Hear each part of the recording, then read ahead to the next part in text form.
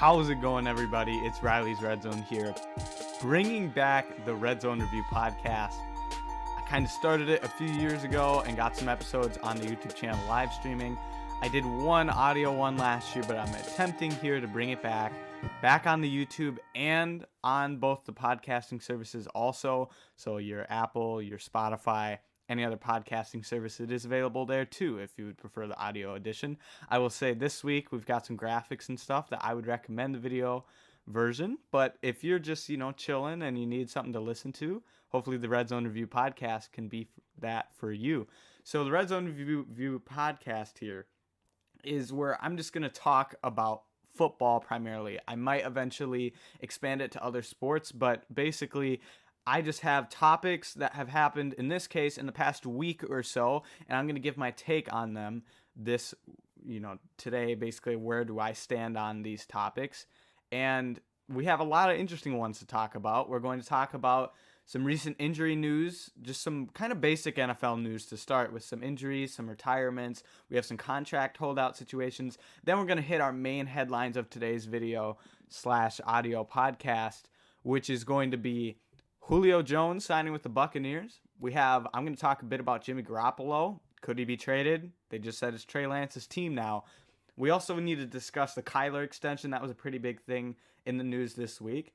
And then for our kind of out-of-the-box subject of the week, our main kind of talking point, I actually want to go out of the box and discuss a personal preference. It has nothing to do with what happens on the field, but I want to rank the new helmets that have been revealed this offseason. A lot of teams are kind of trying to shake up what they look like on the field, some new uniform and jersey combos with the helmets, because the new rules, you can use multiple helmets, so it kind of broadens what teams can do for their overall look. And so I'm going to talk about my personal rankings later. That's going to be a fun debate. There is no right answer to that one, but these other subjects have to do with what goes on the field.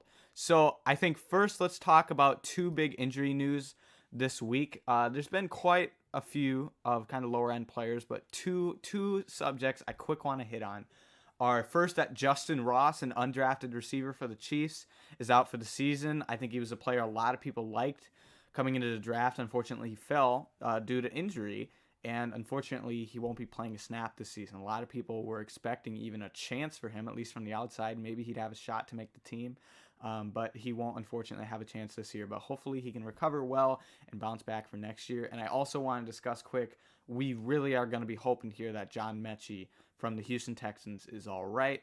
He has a type of leukemia that is unfortunately going to keep him out of football, but more so we want to hope that his overall health will be fine. He said he's not expecting to play this year, of course. That is an unfortunate blow for the Texans because, they were looking to get, because I think he was a decent player that they'd be looking for an impact. You're going to need more than from Nico Collins and maybe somebody else as that third receiver, but I think that John Mechie will bounce back if he can get through this and be a solid player. So we hope that John Mechie is all right and he'll be good for the future of his life overall, more so even than what he does on the football field. So let's also touch on kind of some retirements that happened this week. I'll save the big one for last. Just today when I'm recording this, we had Rashawn Melvin, a corner for the Panthers, retire. I mean, that's interesting. He's been a startable player for a few teams in a few years, but he finally decides to hang up the cleats.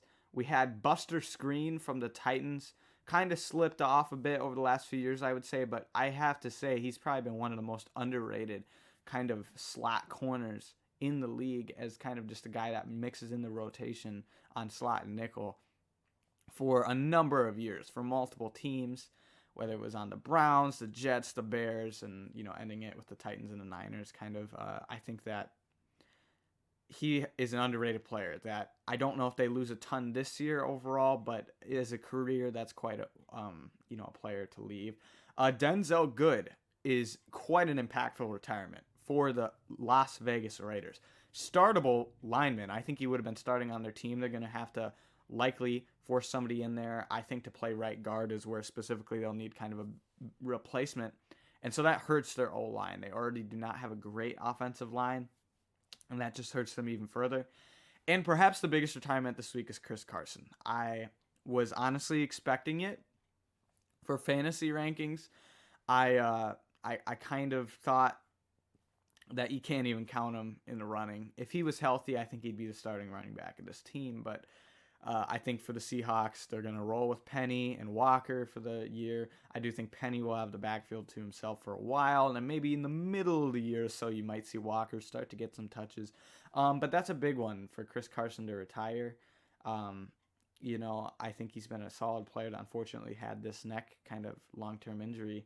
Hopefully he's all right with that, injury, recovering from it, kind of. But he unfortunately retires. I did think this was bound to happen, though, this offseason. So wishing him the best also.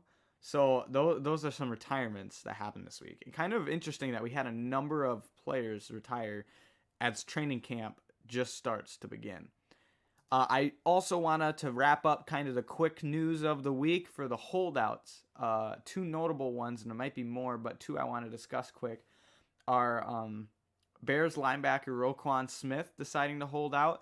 They are transferring to a new scheme this year. So from the Bears' perspective, are you looking to give him, a ton of money? He's performed well over the last few years, but, you haven't seen him work in this new scheme. And then Jesse Bates for the Bengals, I think, is a really, really solid safety. One of the best that, they did draft Daxton Hill to potentially replace him.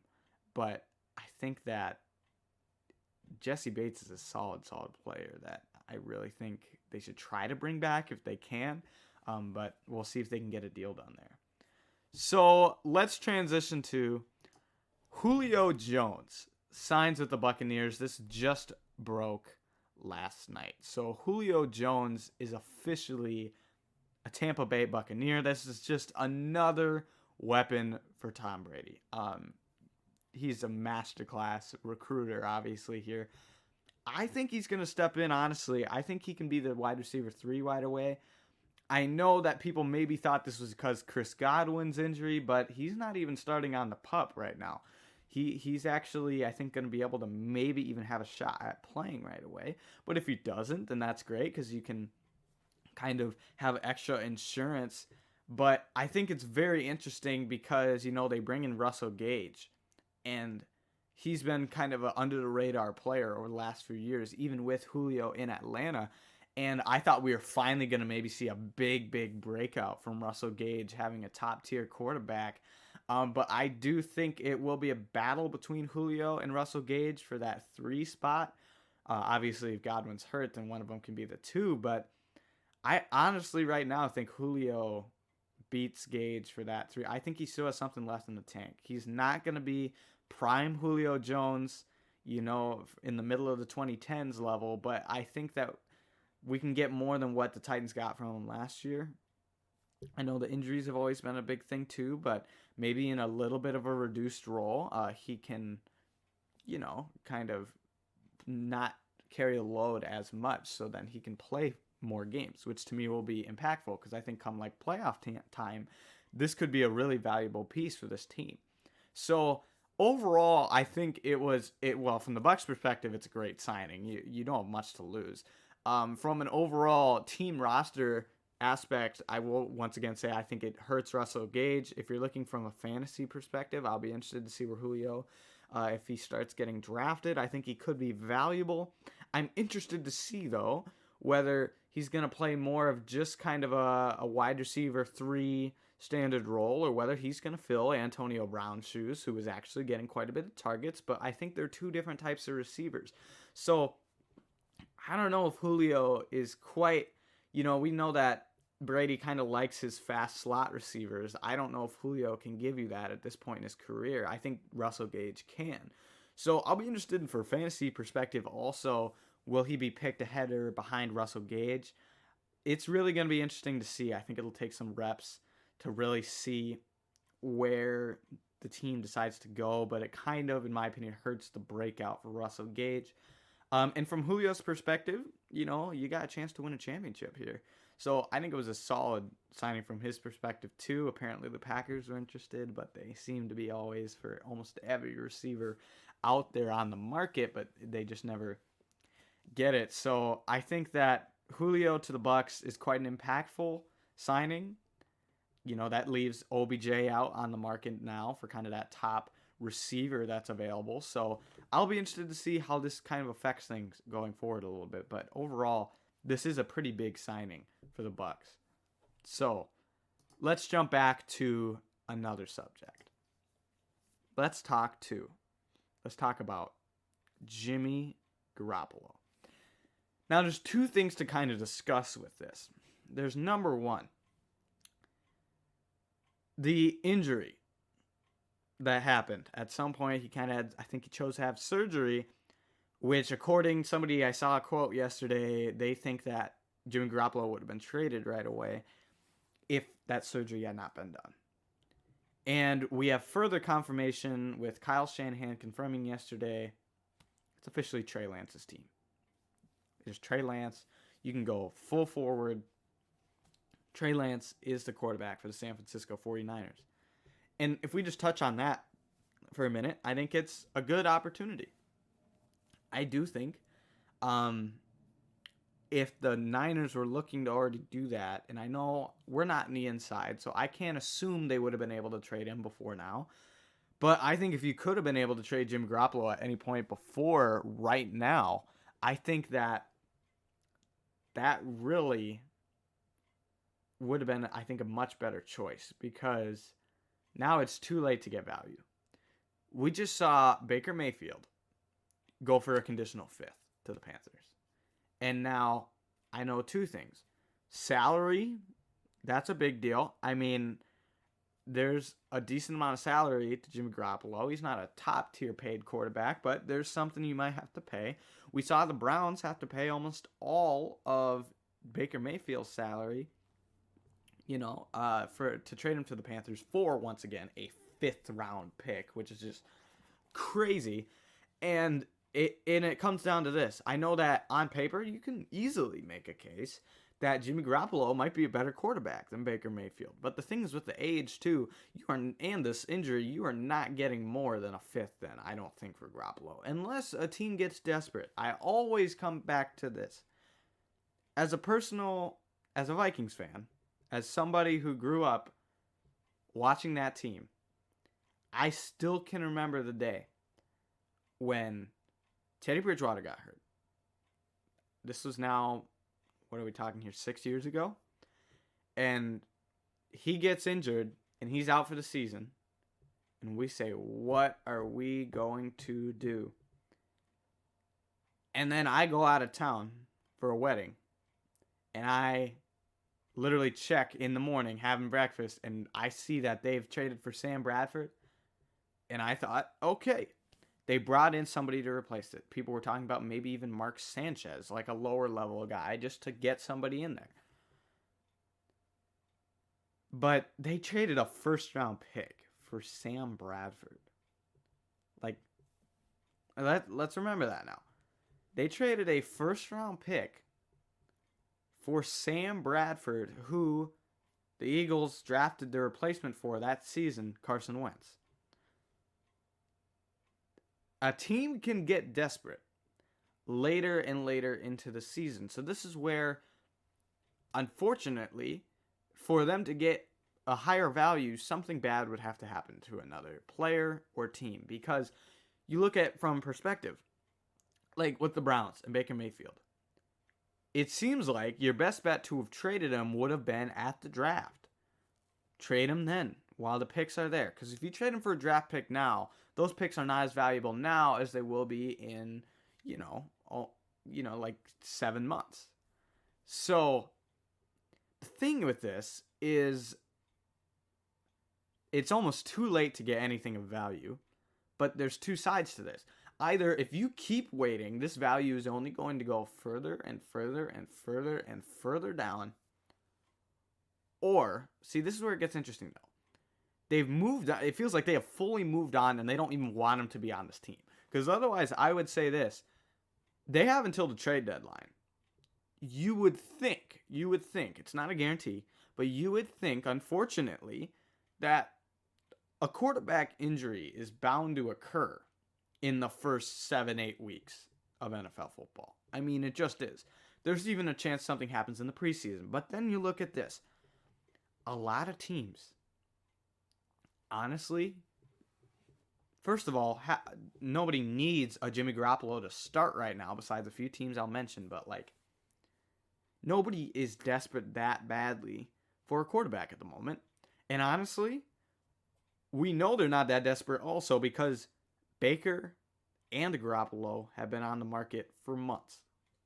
And we also saw why quarterbacks were not being selected high in the draft, which is because when you can get a Baker Mayfield, Jimmy Garoppolo level quarterback for likely at the highest a fourth, but right now we just saw it, a fifth round pick.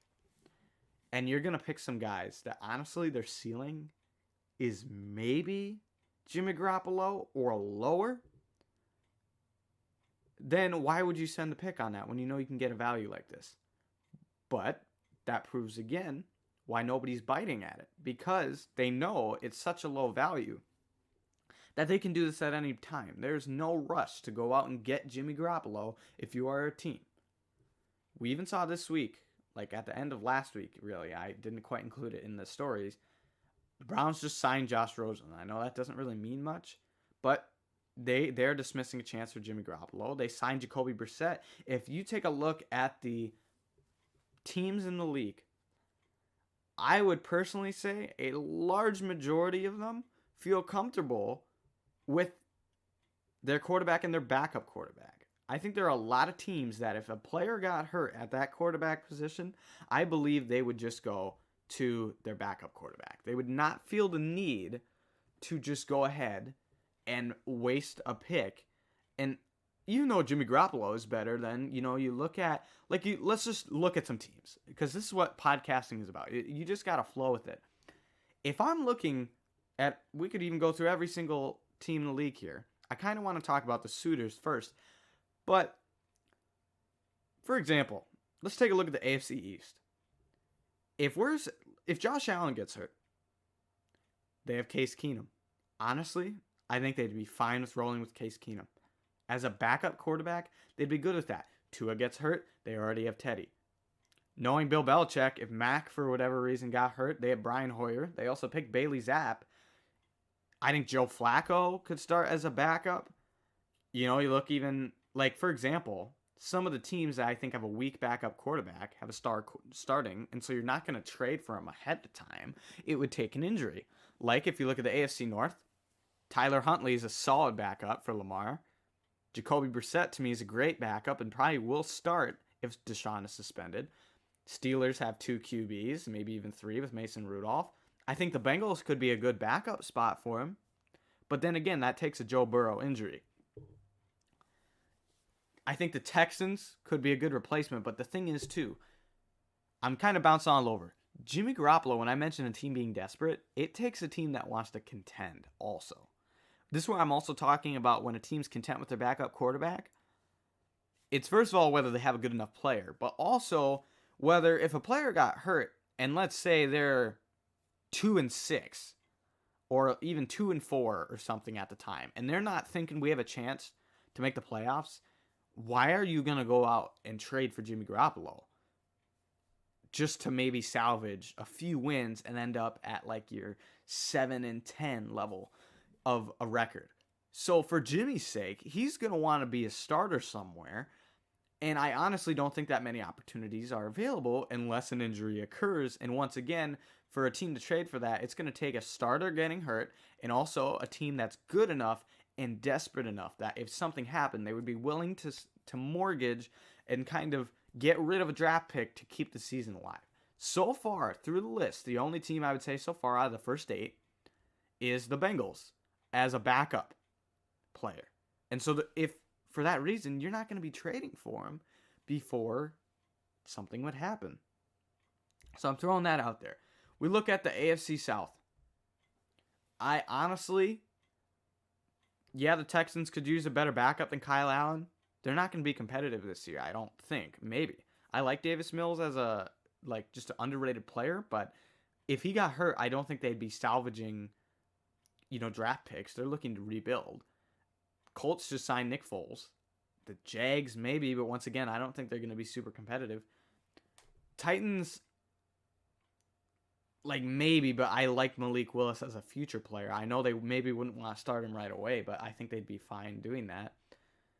I mean, I'm just scrolling through again here. It would take like a Patrick Mahomes injury, maybe a Derek Carr injury, and it's also scheme fit, because Garoppolo does not offer a ton. He's kind of sneaky quick, but not a ton of mobility. I think that, the Giant side, Tyrod, I mean, there just is not a ton of viable options unless an injury occurs for a team to trade for Jimmy Garoppolo.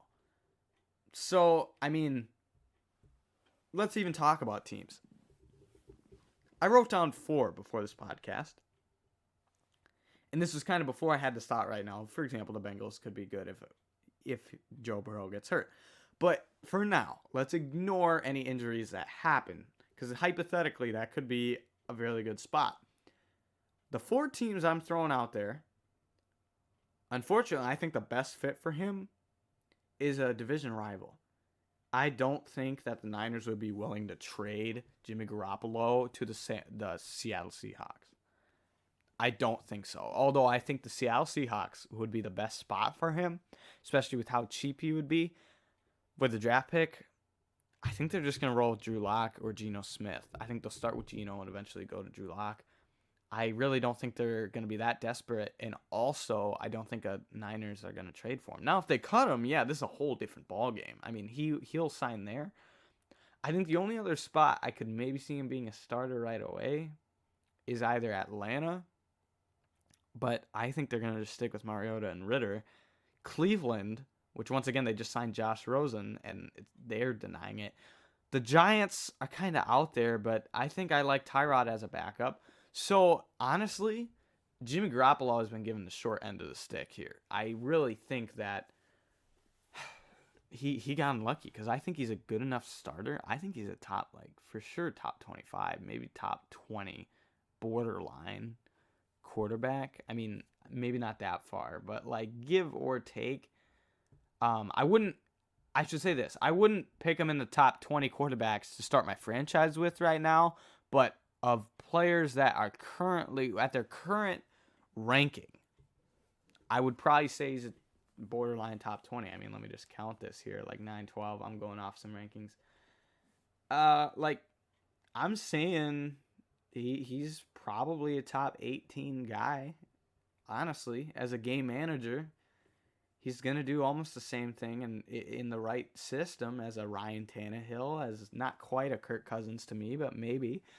I think he's right in that tier of maybe right now above a Jameis. I think he's above a Tua, Trevor Lawrence, Zach Wilson, that kind of area. I think he's better than Carson Wentz, Jared Goff, anybody like that. So he's probably a top 18 quarterback right now.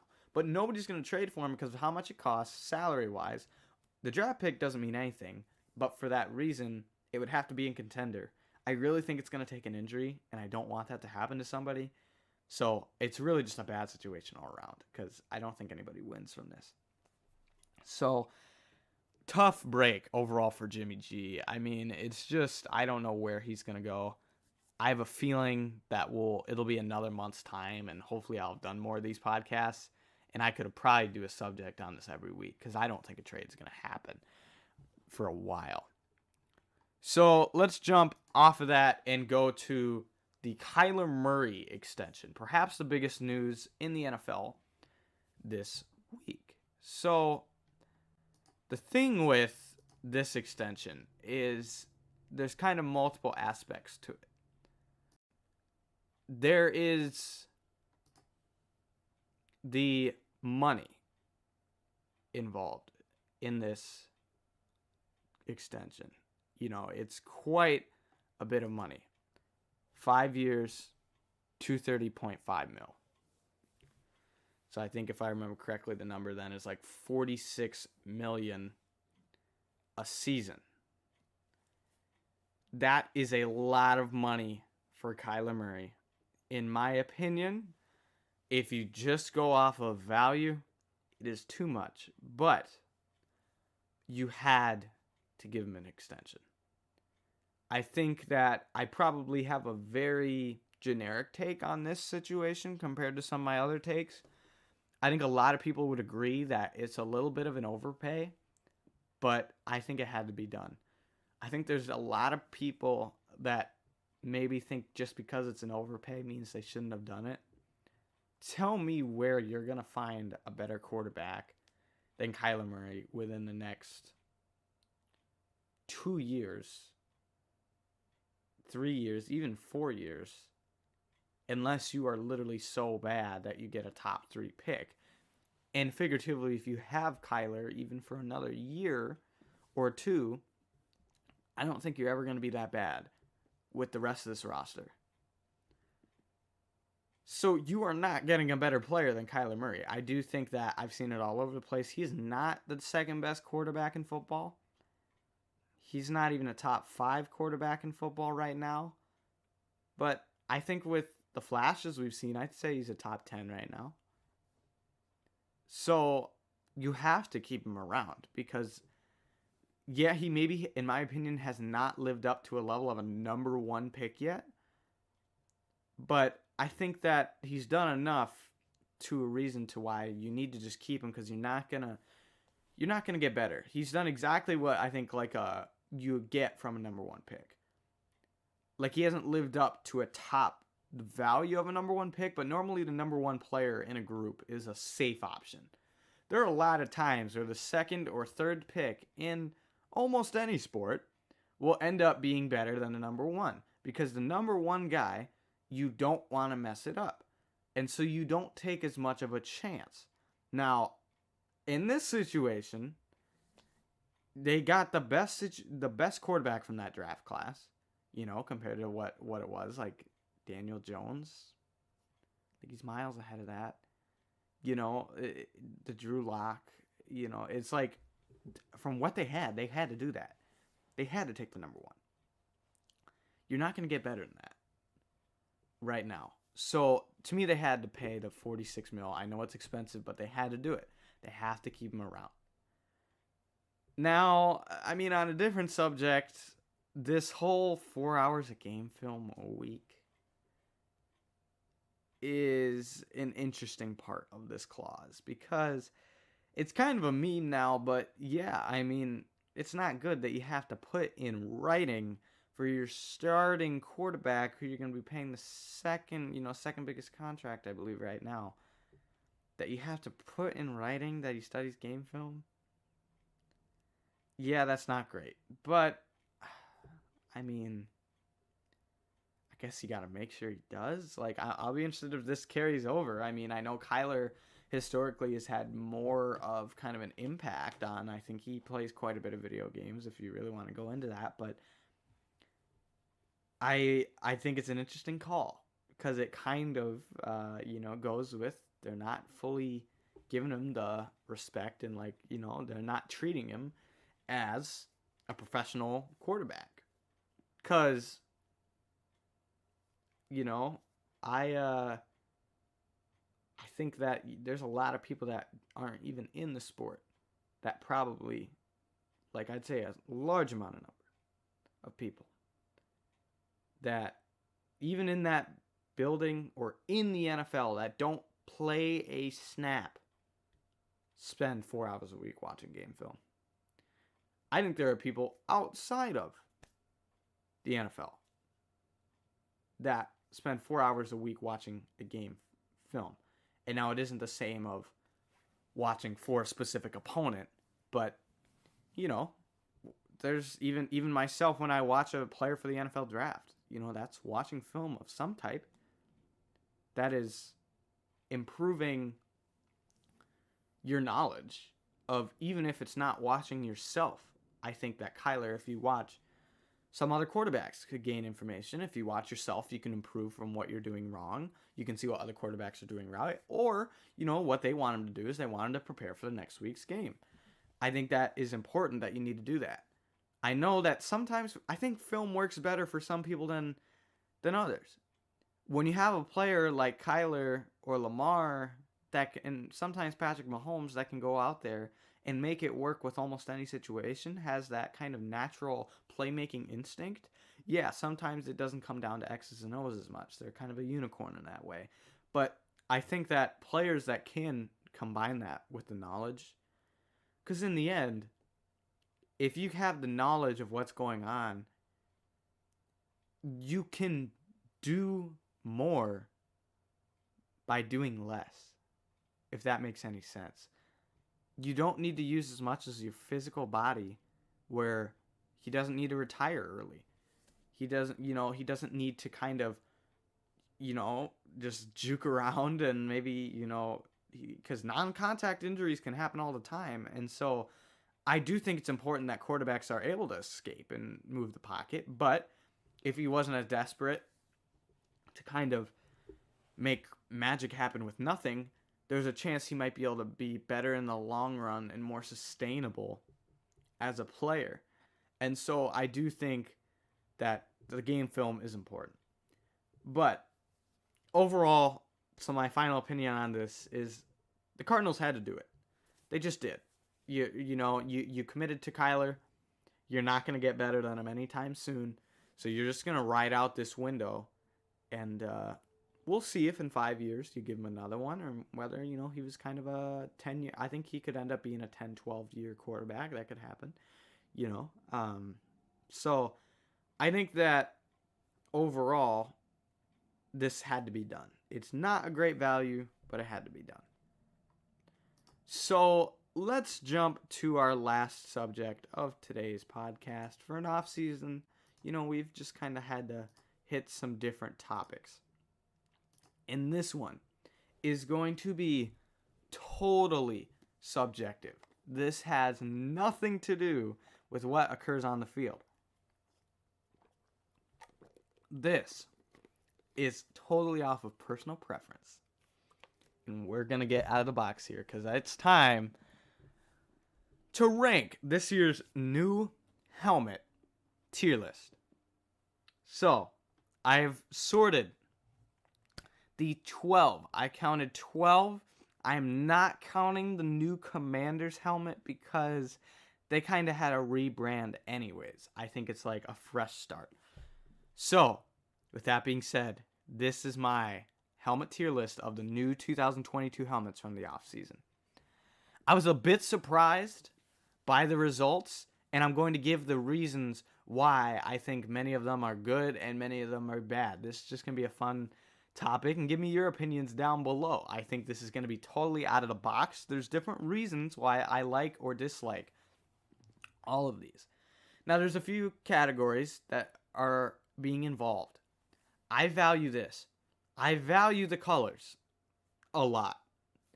I valued a little bit, but not a ton, how much it works with the jersey. I did value that, because I should say this.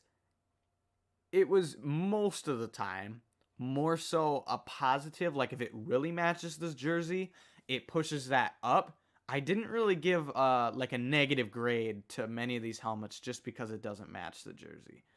But I value that. I like, if you're going to go an alternate color, I like it to pop. I like some bright colors. I personally think that I want that kind of contrast, and give me something different. If you're only going to wear it 1 to 3 times a year, give me something different from what your normal uniform combo is. So for that reason, let's start with the best of the best. Okay, the white Bengal for the Cincinnati Bengals, I think it's pretty universal. That is, I almost made a separate S tier for that one. That is phenomenal. People have been making Photoshops of it for years. They finally decided to do it. The Bengals made one of the best decisions over, I think, the past 10 years, honestly, in the uniform game, when they switched up their uniforms, made the white jersey just a lot better. And then you can do stuff like this. I'm really excited to see it on the field. I think there's not even much to talk about on this one. It just was a no-brainer. It works so well as kind of a, a white tiger out of the box thinking. I really like that. It's just jaw dropping. I mean, I think it's going to look really, really good on the field. Can't wait to see Jamar Chase and Joe Burrow wearing it. That one's just top tier. Now, 2 helmets, I was honestly surprised. So let me make this straight. The white Bengal is miles ahead of these next 2, but for ease of the like graphic, I put just there's 4 tiers. This is if there was an S tier, the Bengal goes there. Now these next 2 helmets, I did not expect to end up in the A tier. Now there's positives and minuses to both of these, but I'm kind of surprised that after re-looking at all of these kind of in the same picture, I have them ranked where I have them. So the Panthers, the Black Panther, I really, really like a lot because I just think that blue color is one of my favorites in the NFL when it kind of counters the black of their jersey and overall scheme. I really, really like it when a team does that where it just kind of sticks out. I am not a fan of how many teams this offseason have kind of just done the black. Oh, we're doing an all black helmet. Like, let's get a little bit more creative. But I will tell you this. I love it when it pops with a bright color. And that's why I'll talk about another helmet that kind of does the same thing. I also just like this a lot because it matches the uniform really well. And I just like going the theme of the Black Panther. You know, like, that's obviously a successful movie too, and it goes into that. Rest in peace, Chadwick Boseman. Still unfortunate about that, but I know it has nothing to do with the Carolina Panthers, but I just think that, like, you can go into that pop culture level and have the Black Panther and the white Bengal. You know, like, those are 2 really creative elements to me that they can kind of embrace that. But overall, it just is the blue that ended up selling me on that one. Now, the Patriots one, I believe it's called Pat the Patriot. Obviously, before, they haven't really worn these since my time, but it came down to this. I talked about it earlier. I didn't hurt any jerseys for not matching the jersey, but I rose this one a lot because this helmet really matches the red new jerseys. If they just put this helmet out, I don't think it would be in the A tier. I think that this helmet really, it's that top, I can't really point to it for you, but the stripe on the top for me is really, I think, what makes it pop is that blue and red on the stripe. And if we compare it to their uniform, their new uniform, it matches so nicely. I wish Tom Brady was still on the Patriots to see that. Now, I almost didn't have it in the A tier because I value sticking to brand. And there's a lot of times where I, most of the time, enjoy it when a team, we'll talk about it in the next tier, just says, throw it back 20, 30 years. Let's just do it. I think there's a lot of uniforms that, honestly, in general, I think uniforms, specifically jumping off topic, but the NBA too. If you go back to like the 2000s and the 90s, the uniforms are like 10 times better. I think there's a lot of examples of that too in the NFL. But I think that the thing is with the Pat the Patriot, I think it doesn't fit their brand today because they haven't used it in so long. You know, it just feels kind of associating one, like, you know, I mean, I know they still have the mascot, but kind of associating one character to it seems out of their brand from what their recent, like, basically I think overall brand is with just their normal logo. It looks completely different from the normal logo. It's just one, like, just a person on there. And I think that I think it jumps off their current brand of just like I don't even know how to describe their current logo now, but I put it in the A tier because of how well it matched the jersey, and I'm going to respect that for going back with the throwback. I think it's going to look really nice, and even like in that picture with players with visors, I think that's going to be really nice. The B tier is kind of the tier of teams that went safe. The teams above did some no-brainer, but like a bit of a risk, but like just some eye-popping ones. This next group all went safe, but they all are decent. Like the Falcons.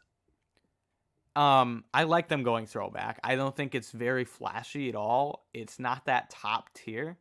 But I think for when they use like their black throwback uniforms, I think that this works really well. I think it fits their old brand. You know, you think of when Deion Sanders was on the team and you get that vibe. It's just a safe pick. And I think for that reason, it's decent. I couldn't place it any higher. But it's all right. It's pretty good. I think that I love when teams throw it back. I mean, like do throwback uniforms. I think that a lot of teams could do that, and it would look really really cool. Um, I think the Falcons will look nice with those black uniforms, the black and red. Same with the Giants. I mean, they just throw it all the way back with their unis. Another example. I think it's great. I think their older uniforms look really, really cool. And so just for a few times, I think that's another really, really safe choice. I just love the old font kind of that on that. So another safe choice. Those two were just, they were going for a single. I mean, they were going for an RBI and they hit it. It's like they just kind of, they didn't swing for the fences. They just said, okay, let's just throw it back to 20 years ago. And, well, not like 30 years ago. And it looks good. So those two are good. I like the same reason I like the Jets one is why I like the Panthers one is that offsetting color. So in this case, it's the green from the black. And I'm just noticing like the green face mask. I think that it's not a crazy bold take. I do think it will look really, really good with their darker uniform. And once again, it's just, I love when teams kind of stick out some bold colors. If they're going to do a black alternate jersey, I like them to get bold with it.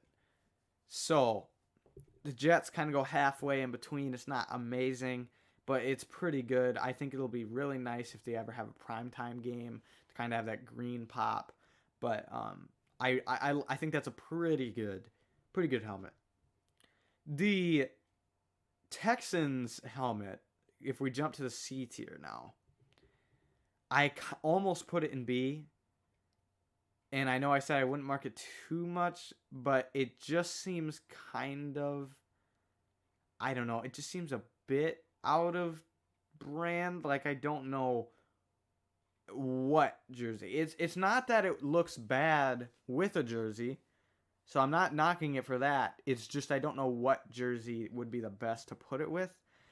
It also, I think it's the shade of red for me that kind of throws it left. I know it's like the battle red, I think is what they're calling it, but I think it would look better with a red that's, for example, closer to the Falcons helmet color.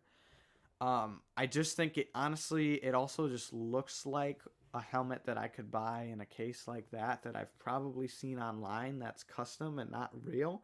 It kind of just looks like that to me. It's just a chrome red on the logo. Like I just think, and to keep the same logo, I just think it's a bit safe. And for that reason, C's get degrees. I mean, if you're in the C tier, it's all right. But I just think it's kind of meh overall. Now, the Cardinals, I like things to pop. The only thing that saved this, I'm personally, and this also is where bias could come in, I personally like greens and blues and purples a lot more than I like red, orange, and yellows. So the contrast is just not there enough to me on the red, and you already have some black in the logo for the Cardinal that it doesn't really stick out a ton. But what saved it from being in like the D tier at the end of the C tier is the sparkles. I think those, if you've seen the video, the sparkles on it saved it quite a bit. I think that really touches up the helmet. But the problem is that I don't think you're going to be able to see it from a distance. So from up close, it looks really, really cool. I don't think it'll be as cool when you put it on the field. So I think they just went a little too safe. And, we got some glitter in there. Like, I don't really think that's enough for me to push it forward. And then the newest edition that I kind of had to just throw in there because I was almost done with this graphic is the Bears. And honestly, I don't hate it. I think it's all right. I don't think it's a perfect match of the oranges, but I like the idea that they're going with. I really think that it works. I think that if they're going to do the orange uniforms, they don't do a ton. I might still like them just to do the normal blue with it, but I think this is out of the box. And I like it when teams get bold. That's why you're not going to see a bold helmet go below the C tier because I'm gonna respect a team for going bold. But it's also, you might see some up here in the A tier, in the B tier that took some chances, and it kind of works. I think the orange is okay with the Bears. It's not top tier. It's all right. Now the D tier, and I know I have specifically one helmet down there that might be a hot take. I think it was ranked. I was looking at what other websites viewed this as. They had it at number 1. Let's start with the Saints. It was the first one, I believe, of this offseason. It just is basic, in my opinion. I tried to find if there was a significance to it, like historically or anything, and I couldn't really. It just seems kind of, it's just kind of plain. It's just a black, and it's got a few dots on it. I just don't see anything really special with it. I personally have never been a huge fan of the Saints color scheme, but I think they've made it work pretty well with what it is. It's just not very vibrant. So I'm not ranking that one super high, in my opinion. I think that it just is a little too safe. Now, I'm going to catch some heat for this, I think. The Dallas Cowboys, I personally dislike that throwback uniform. And I know they're going to wear it on Thanksgiving. I personally have never been a fan of it. I just think it's kind of way out there. And the thing is, too, is it's not like they tried something new this year. I think they're still living in I feel like when I see this one, I think of like the Tony Romo or Terrell Owens type of era. But I think they're a little bit too much still living in the past. And I know that's a joke with Cowboys for a while, but I just think that it kind of just is way out there. Like, and this might be a little bit too much with the jersey, but just this shade of blue with that white just doesn't look top tier to me. I don't really think it's great. I just think it's so... I like it when teams go throwback, but I like it when it's just it's antique. When, like, look at the Falcons and the Giants one, specifically the Giants. Like, when you pair that with the uniform, that will give nostalgia to people that walked the Giants in the 90s. Obviously, that was not myself, but like the 90s or 80s level, like that will throw back. It gives some nostalgia.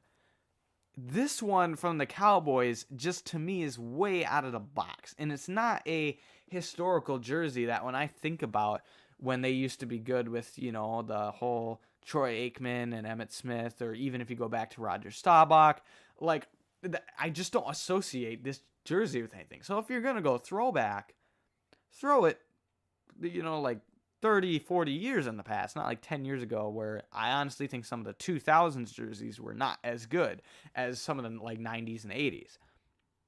So I overall just think it's kind of way out there compared to this whole, they're going for the like prestigious brand of the Cowboys. This jersey and helmet specifically combo, I don't like a ton. And then the Eagles, okay, so I saw they're bringing back the Kelly Greens.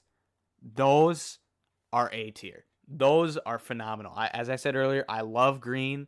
That is top tier, but I have yet to see an official like new version of the helmet, so I didn't count it in this tier list, okay? But do consider that. If you consider the green, when I think of it, I think of Randall Cunningham, like that uniform, that is top tier. That is really, really good.